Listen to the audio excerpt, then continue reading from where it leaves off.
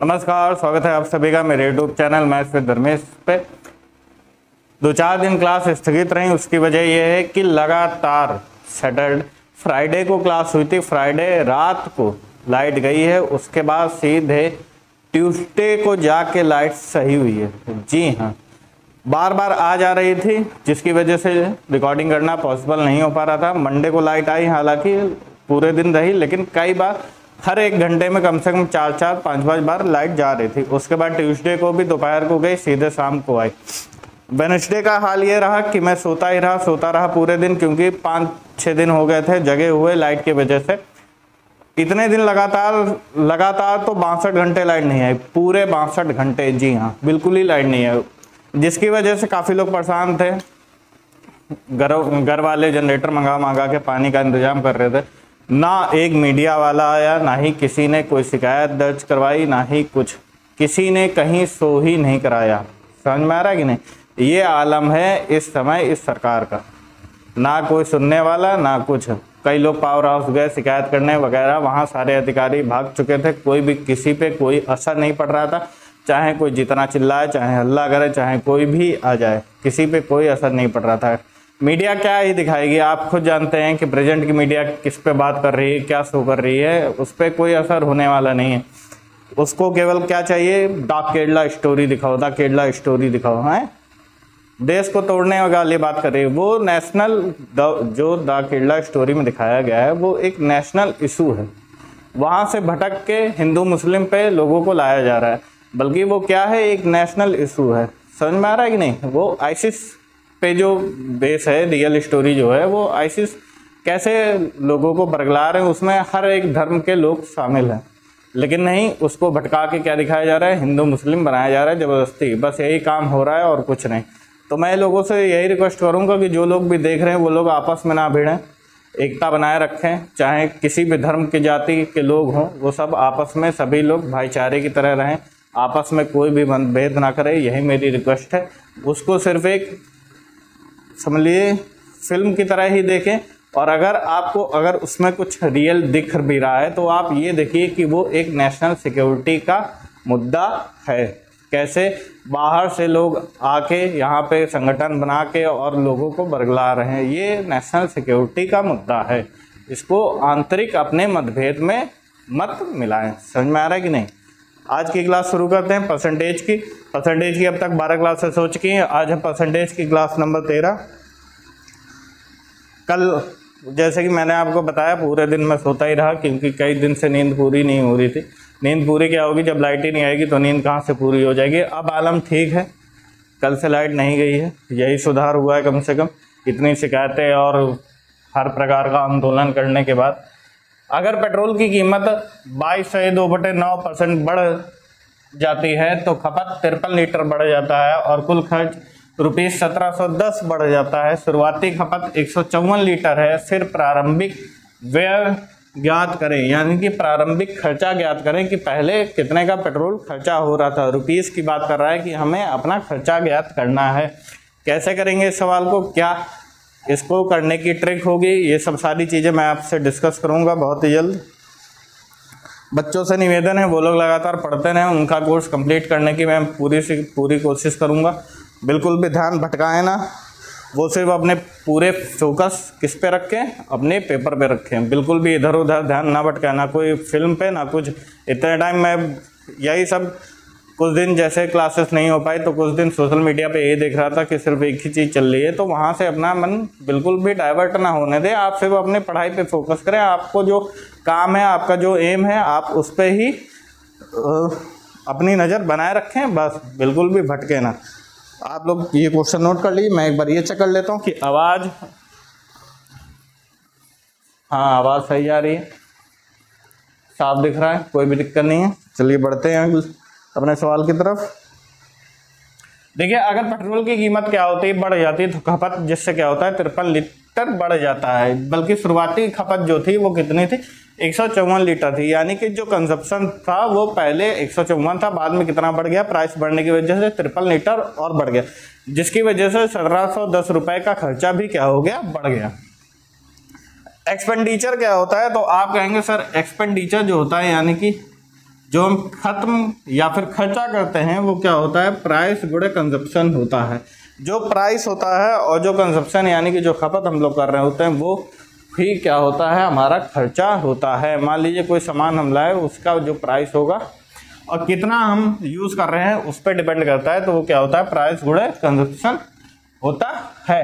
अब यहाँ पे 22 से 2/9 का मतलब है 2/9, क्या 22 से 2/9 का मतलब है कितना, 2/9, यानी कि 9 से क्या हो रहा है, 11 हो रहा है। क्या, प्राइस पेट्रोल की कीमत क्या हो रही है, 9 से 11 हो रही है। कंजप्शन कितना हो रहा है, तो आप कहेंगे सर पहले 154 लीटर था, अब 53 लीटर बढ़ गया, यानी कि 204 हो गया। समझ में आ रहा है कि नहीं, सॉरी 207 हो गया। कितना हो गया, 207, मैंने सीधे 50 प्लस कर दिया, कितना हो गया, 207। तो आप कहेंगे सर यहाँ पे अगर रखें तो 9 से क्या हो गया, 11 हो गया, कंजप्शन कितना हो गया, 154 से 207 हो गया। 11 कम 11, 11 चौक 44, समझ में आ रहा है कि नहीं, 9 दूनी 18, 9 तियां 27, तो 14 से ये क्या हो रहा है, कितना बढ़ रहा है, 23 बढ़ रहा है। और ये कितना बढ़ रहा है, 9 से कितना बढ़ रहा है, 11 बढ़ रहा है। यानी कि टोटल जो हमारा एक्सपेंडिचर है वो क्या बढ़ रहा है, 14 से 23 हो रहा है। कितना बढ़ रहा है दोस्तों, 9 बढ़ रहा है। 14 से 23 का मतलब है कितना बढ़ गया, 9 बढ़ गया। और उसी 9 का मान हमें दिया है कितना, 1710। तो 1 का मान कितना हो जाएगा, 9 कम 9, 9 नीम 81, 190। और हमें प्रारंभिक व्यय पूछ रहा था, यानी कि शुरुआती खर्चा 14 का मान पूछ रहा था, तो 14 का मान कितना आ जाएगा, 14 9 126, 2660 रुपये। यही क्या है इस सवाल का आंसर है, नोट कर लीजिए। किसी भी कोई भी दिक्कत हो इस सवाल में तो वो कमेंट सेक्शन में जरूर बताएं कि सर इस प्रकार की दिक्कत है या आंसर की दिक्कत है या कोई भी दिक्कत है, तो वो कमेंट सेक्शन में जरूर बताएं। उम्मीद करता हूँ आप लोगों को सवाल समझ में आया होगा। कई बार जो मैं बोल रहा हूँ भाषा जो है वो क्या है, पंखे के शोर की वजह से दब जाती है। तो आप ये ना समझे कि आधा वर्ड बोल रहे हैं, वर्ड आधा नहीं बोल रहे हैं, लेकिन पंखा इतना तेज चल रहा है कि वॉइस क्या होती है, कभी कभार जो लास्ट वर्ड होते हैं वो थोड़े हल्के होते हैं, वो क्या होते हैं, दब जाते हैं। तो आप लोग उतना कॉमन सेंस लगाइए और सिर्फ सवाल पे फोकस करिए। आपका मेन फोकस सवाल पे होना चाहिए, मेरी ट्रिक्स पे होना चाहिए, मेरे बताए हुए मेथड पे होना चाहिए, बस।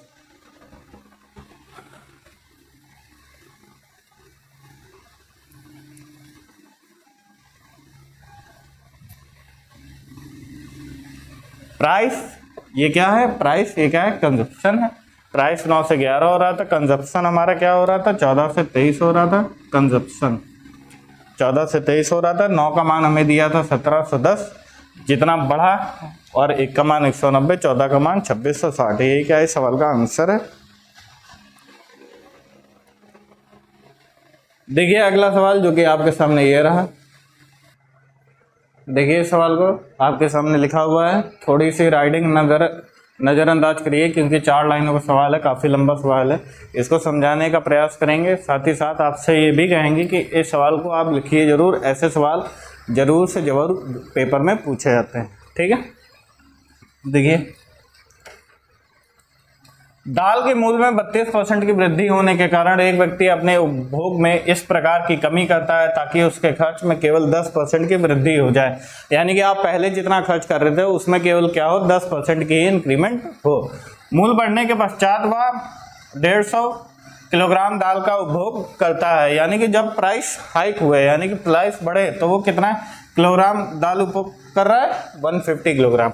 तो ज्ञात कीजिए प्रारंभ में उसने कितने किलोग्राम दाल का उपभोग किया, हमें पहले का पूछा जा रहा है। देखिए यहाँ पे क्या है, हमें कंजप्शन ज्ञात करना है। क्यों, कितने किलोग्राम दाल का उपभोग किया। यहाँ हमें प्राइस दिया हुआ है, एक्सपेंडिचर दिया हुआ है, खर्चा दिया हुआ है, केवल हमें क्या पता करना है, कंजप्शन। तो एक्सपेंडिचर बराबर क्या होता है, प्राइस गुणे कंजप्शन, ठीक है। क्या होता है, प्राइस गुणे कंजप्शन। तो यहाँ पे जो प्राइस है वो कितना बढ़ रहा है, देखिए 100 से वो क्या हो रहा है, 132 हो रहा है, ठीक।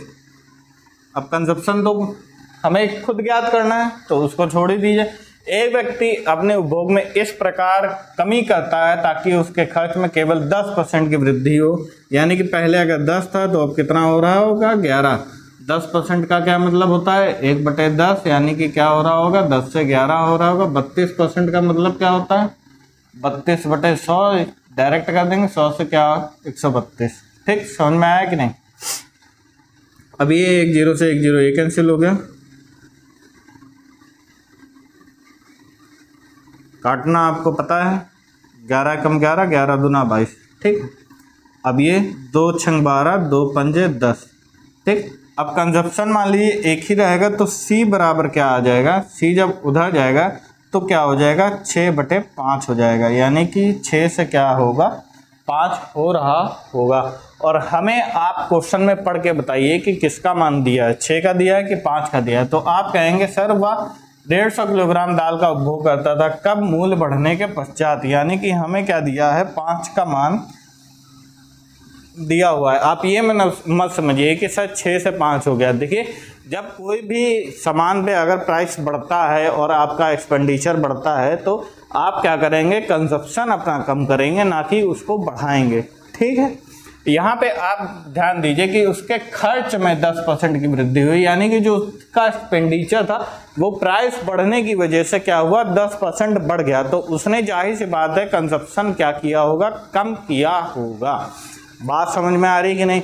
मैं क्या कह रहा हूँ, अगर प्राइस बढ़ रहा है ठीक है और आपका एक्सपेंडिचर प्राइस बढ़ने की वजह से बढ़ गया तो आप क्या करेंगे कमी करेंगे अपने कंजप्शन में। और ये ऊपर भी एक लाइन लिखी है कि एक व्यक्ति अपने उपभोग में इस प्रकार कमी करता है तो क्या हो रहा है 6 से क्या हो रहा है 5 हो रहा है। तो 5 का मान हमें दिया है 150, 1 का मान 30 kg और 6 का मान हमें बताना है तो कितना आ जाएगा 180 किलोग्राम, यानी कि प्रारंभ में उसने कितने किलोग्राम दाल का उपभोग किया था तो 180 किलोग्राम का उपभोग किया था। यही क्या है सवाल का आंसर है। उम्मीद करता हूँ आप लोगों को समझ में आया होगा। फिर से एक बार बता देते हैं कि अगर प्राइस बढ़ रहा है और आपका एक्सपेंडिचर बढ़ रहा है तो आप कंजप्शन को कम करेंगे ही करेंगे। समझ में आ रहा है कि नहीं। ये आम परिवार यानी कि मिडिल क्लास फैमिली और लोअर क्लास फैमिली की क्या होती है हालत होती है। ठीक, जिस पे कभी भी कोई भी मीडिया बात नहीं करता है, महंगाई पे या फिर बेरोजगारी हो, किसी पे भी कोई भी बात नहीं की जाती है। डिबेट केवल चैनलों पे इस बात पे होती है कि हिंदू मुसलमान इस देश में कैसे रह रहा है। सिर्फ और सिर्फ 1-2 मुद्दे हैं उनके पास, पाकिस्तान को लेके, हिंदू मुसलमान को लेके, बस इन पे ही डिबेट होती है। बस एक कॉमेडियन है वरुण ग्रोवर, वो पूरा डाटा बना के लाए थे कि पिछले 5 सालों में किस किस चीज़ पे कितनी कितनी बहस हुई इन मीडियाओं में। आप देखिएगा एक बार सर्च करके आपको मिलेगा। ठीक है,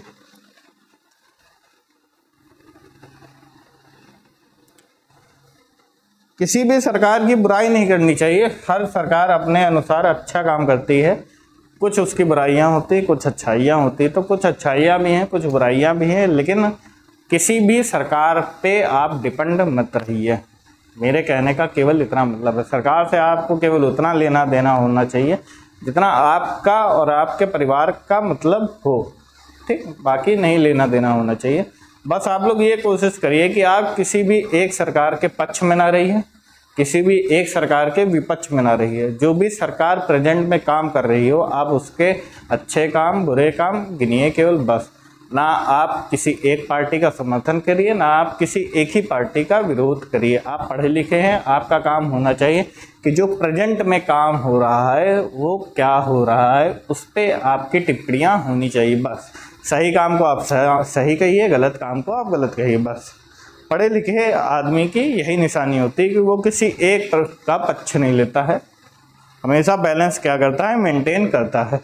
बढ़ते हैं अगले क्वेश्चन की तरफ जो कि आपके सामने ये रहा। देखिए इस क्वेश्चन को, देखिए इस सवाल को। छोटा सवाल परंतु लगातार पूछे जाने वाले सवाल होते हैं ये सब, इनको आप कभी भी हल्के मत लीजिए।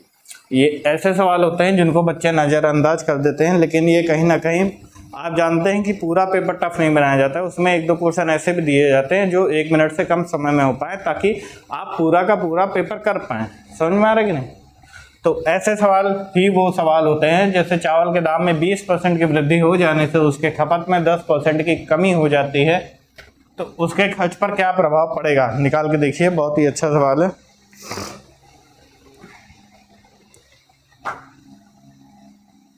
एक्सपेंडिचर बराबर आपको बताया था क्या होता है, प्राइस गुणे कंजप्शन, यानी कि मूल्य गुणे खपत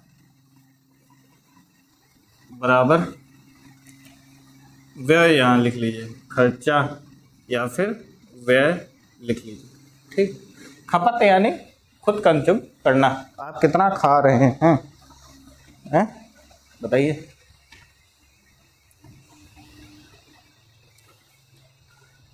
निकालिए भाई फटाफट, कोई एनी गाइज जिसने आंसर निकाल दिया हो।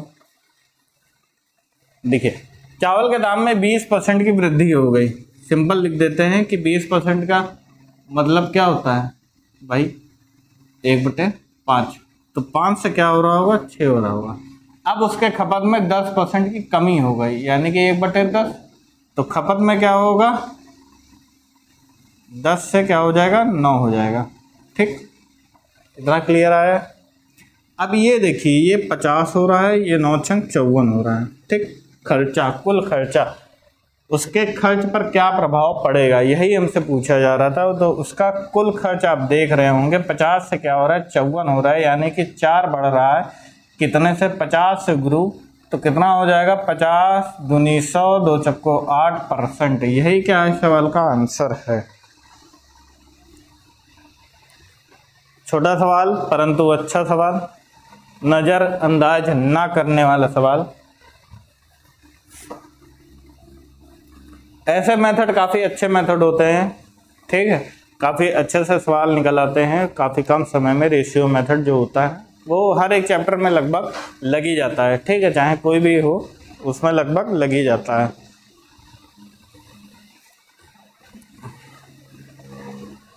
ऐसे ही एडवांस भी आपको पढ़ाएंगे, जब भी पढ़ाएंगे तो उसमें भी आपको कुछ धुआंधार तरीके मैं ऐसे बताऊंगा। जैसे सिमेट्री रूल जो होता है वो आपने बिल्कुल पढ़ा होगा, कई टीचरों से पढ़ा होगा, सिमेट्री रूल कैसे लगाते हैं, क्या होता है, लेकिन आपने उसके जो एग्जैक्ट जो रूल होते हैं वो आपने नहीं पढ़े होंगे, ये मेरी गारंटी है। मैं उन रूल्स को पहले लिखवाऊंगा ताकि वो अच्छे से आपके दिमाग में बैठ जाएं, ताकि आप हर एक डायग्राम पे उसको अप्लाई ना करने लग जाए। पढ़ते तो हैं आप सब वो रूल्स, लेकिन आपको ये नहीं कहीं क्लियर होता है कि क्या वो एक फिक्स डायग्राम में लगेगा, केवल इसके लिए है, या और भी डायग्राम्स ऐसे हैं जिन पे वो अप्लाई होगा। तो ऐसे एक पर्टिकुलर रूल मैंने बनाए हैं, मैंने नहीं बनाए, समझ लीजिए रूल ऐसे चलते आ रहे हैं। तो वो रूल्स मैं आपको पहले लिखवाऊंगा कि किन किन पे आप सिमेट्री केवल अप्लाई करिए और किन पे नहीं अप्लाई करिए। इससे क्या होगा, आप जब भी पेपर में वो क्वेश्चन देखेंगे तो आपका समय बचेगा। आप पहले तो कोशिश, कोई भी सवाल आप देखेंगे तो आप यही करेंगे कि इसमें सिमेट्री लगाने का कोशिश किया जाए, लेकिन वो कहीं ना कहीं गलत होता है। सिमेट्री केवल कुछ ही डायग्राम्स में लगता है। वो डायग्राम्स क्या होते हैं ये मैं आपको लिखवाऊंगा, बताऊंगा बाकायदा रूल के साथ। एक अलग क्लास चला दूंगा सिमेट्री के लिए, और बताइए, एकदम ही अलग झक्कास क्लास सिमेट्री। देखिए, बढ़ते हैं अगले क्वेश्चन की तरफ, जो कि आपके सामने ये रहा। देखिए इसको, देखिए इस सवाल को, किसी थिएटर कंपनी के मालिक ने टिकट के मूल्य में 20% की कमी कर दी तो दर्शकों की संख्या में 50% की वृद्धि हो गई, तो बताइए टिकट की बिक्री से प्राप्त आय में क्या प्रभाव पड़ा। यानी कि अगर टिकट कम रेट पे हो जाए, कोई भी फिल्म आप मान लीजिए नहीं लगी है, अगर उसको क्या कर दिया जाए, टैक्स फ्री कर दिया जाए या फिर उसका रेट कम कर दिया जाए, तो क्या होती है, दर्शक ज़्यादा देखने जाते हैं, क्योंकि वो सस्ता हो जाता है, उनके बजट में आ जाता है, तो वो ज़्यादा से ज़्यादा क्या होता है, भीड़ पहुंच जाती है उस पिक्चर को देखने के लिए। वैसा ही ये सवाल है कुछ। तो टिकट के मूल्य में क्या हुआ, 20% की कमी हो गई, 20% की क्या हुई, कमी हो गई, यानी कि टिकट क्या हुआ, 5 से, सॉरी उल्टा लिख दिया, 5 से क्या हो गया, 4 हो गया। मार्कर बदलना पड़ेगा अभी। तो दर्शकों की संख्या में 50% की वृद्धि हो गई। दर्शकों की संख्या में कितनी की वृद्धि हुई बेटा? 50% की। 2 से क्या हुई? 3 हो गए। तो टोटल 5 गुना 10, 4 तियाँ 12, कितना बढ़ गए? 2/10 × 100 यानी कि 20%। यही क्या है सवाल का आंसर। तो बताइए टिकट की बिक्री से प्राप्त आय में क्या प्रभाव पड़ा? तो प्राप्त आय कितनी बढ़ जाएगी? 20% बढ़ जाएगी।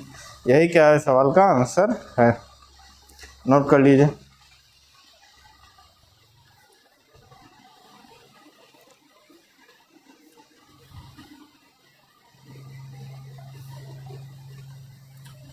रेट उसने कम किया तो क्या हुआ? सॉरी, जब रेट पहले थे तो 10 लोग आए, जब रेट घट गए तो 12 लोग आए, तो इनकम क्या हुई? ज़्यादा हो गई। कई बार क्या होता है, क्वालिटी पे फोकस ना करके लोग क्वांटिटी पे फोकस करते हैं ताकि उनका प्रॉफिट क्या हो? ज़्यादा हो। समझ में आ रहा है कि नहीं?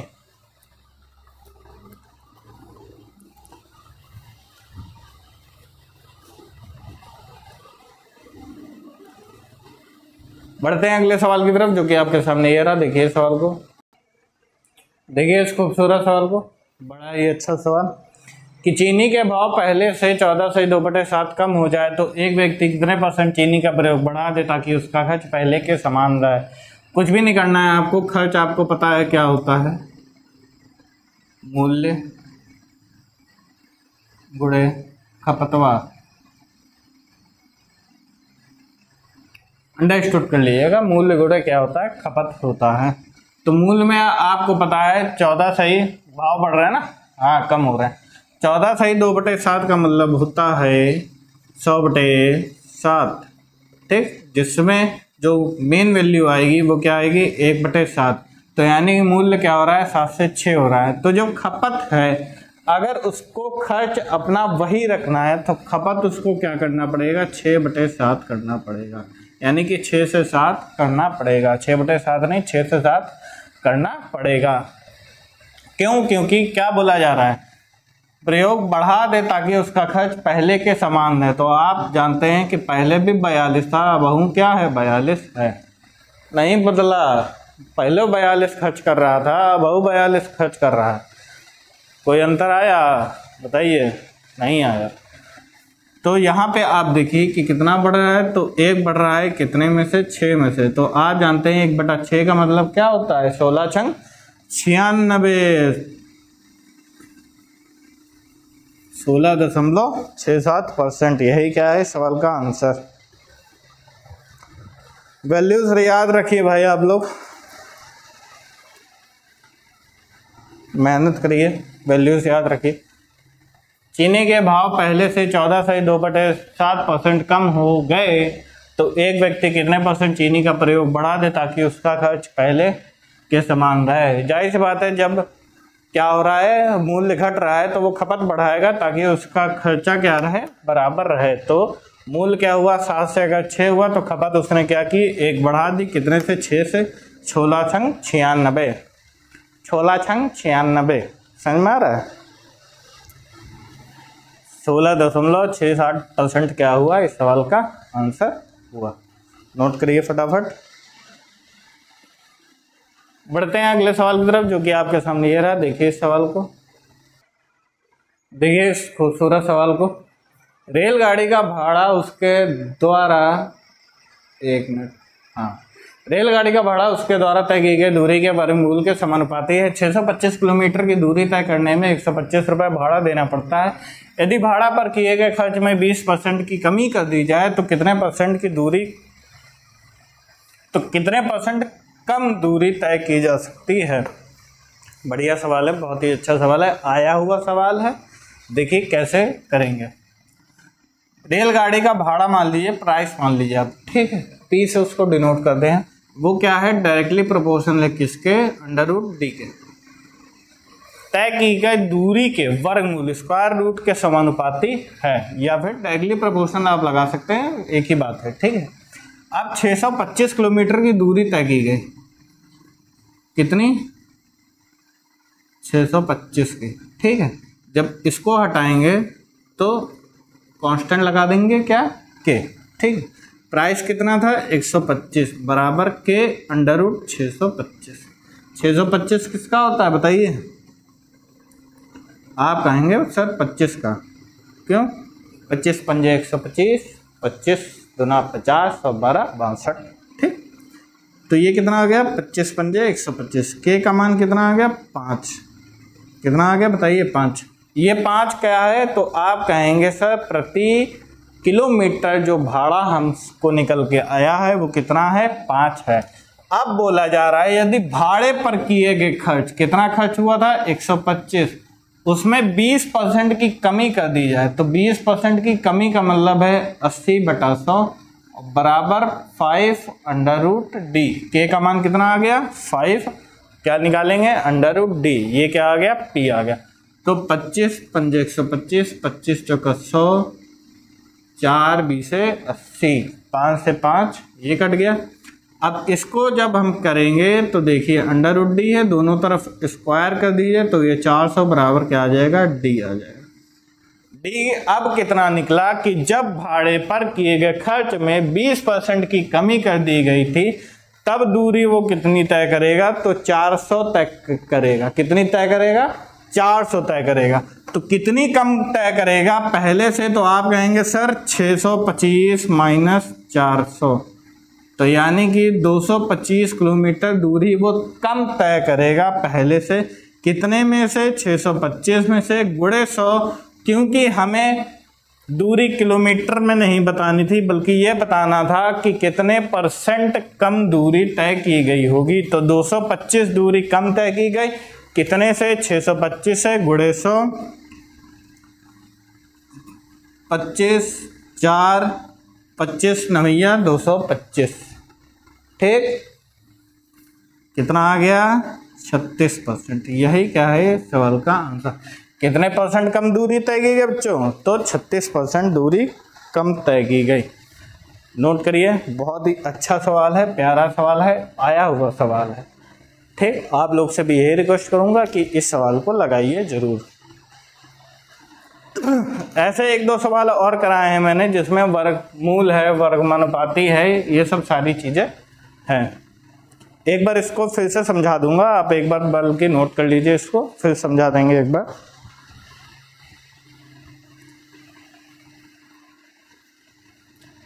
हो गया होगा, कुछ बच्चों ने स्क्रीनशॉट ले लिया होगा, ज़्यादा होशियार बच्चों ने, उनको आलस लगता है कॉपी किताब पेन लेके बैठने में, है ना। रेलगाड़ी का भाड़ा उसके द्वारा तय की गई दूरी के वर्गमूल के समानुपाती था। Price is directly proportional to under root D. D is known as distance. D क्या है? यहाँ पे दूरी है, डिस्टेंस है। ठीक, 625 किलोमीटर की दूरी तय करने में 125 का भाड़ा लगा। आप खुद जानते हैं कि 625 125 यानी कि 5 रुपये प्रति किलोमीटर पड़ा। तो वही 5 क्या आया था? के का मान आया था कितना? 5। अब बोला गया है यदि भाड़े पर किए गए खर्च में 20% की कमी कर दे तो 125 में 20% की जब हमने कमी की तो दूरी तब वो कितनी तय करेगा? जब उसके भाड़े में 20% की कमी कर दें तो वो 400 किलोमीटर की दूरी तय करेगा। जब उसके भाड़े पे कितने की कमी कर दें बेटा? 20% की कमी कर दें। ठीक, तो अब डिस्टेंस कितना आ गया? 400 किलोमीटर। यही हमसे पूछा था, लेकिन किसमें? परसेंटेज में पूछा था। तो 625 में 400 घटाया 225 आ गया। 225 दूरी उसने क्या की? अब कम तय की। कितने से? 625 है। तो आंसर कितना आ गया? 36% आंसर आ गया। यही क्या है इस सवाल का आंसर। उम्मीद करता हूं आपको समझ में आया होगा।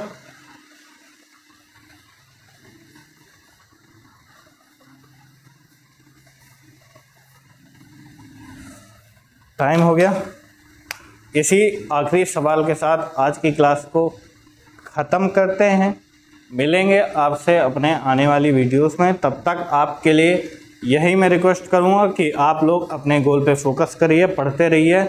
आज लगभग 25 तारीख है सर, 25 है कि 24 है? 25 है सर, देख लीजिएगा। तो बहुत कम टाइम बचा है, तो मेरे ख्याल से 30 31 14 लगभग वही 60-70 दिन बचे हैं केवल। पेपर शुरू होने में 14 जुलाई से पेपर शुरू हो जाएगा। तो आप लोगों से यही रिक्वेस्ट है कि आप लोग पढ़ते रहिए, निरंतर प्रयास करते रहिए, सफलता जरूर आएगी। और अब तो 23-24 आप जानते हैं कि कितना सुनहरा मौका है आप सभी के लिए। हर एक विभाग में लगभग वैकेंसियाँ आएंगी 23-24 में। आप खुद जानते हैं कि मैं बार बार 23-24 का क्यों नाम ले रहा हूँ। आप सब पढ़े लिखे और होशियार व्यक्ति हैं, ठीक है। बाकी किसी भी मुद्दे से आप अपने आप को भटकाइए मत, आप किसी भी पचड़े में मत पड़िए, यही मेरी रिक्वेस्ट है आप लोग से। आप सिर्फ और सिर्फ अपने गोल पे फोकस करिए, पढ़ते रहिए बस। मनोरंजन के लिए आप वो करिए जो आपको सबसे ज़्यादा सुकून देता है। कुछ भी करिए, बस ऐसा करिए जिससे आपको केवल क्या मिले, सुकून मिले, आपका मन क्या हो, शांत होता हो, दिमाग ठंडा हो जाए उतनी देर के लिए बस। बाकी गर्मी बहुत हो रही है, आपको पता है, दिमाग को ठंडा करने वाली ऐसी कोई भी चीज़ असर नहीं करेगी इस भीषण गर्मी में, ठीक है। उसी भीषण गर्मी में सोचिए 4-5 दिन क्या हो गया, लाइट एकदम अस्त व्यस्त रही, तब भी जीवन आगे बढ़ाना है, ठीक है। लाइट थी या ना थी उसको सब भुला के मिलेंगे आपसे आने वाली वीडियोस में। नमस्कार, जय हिंद।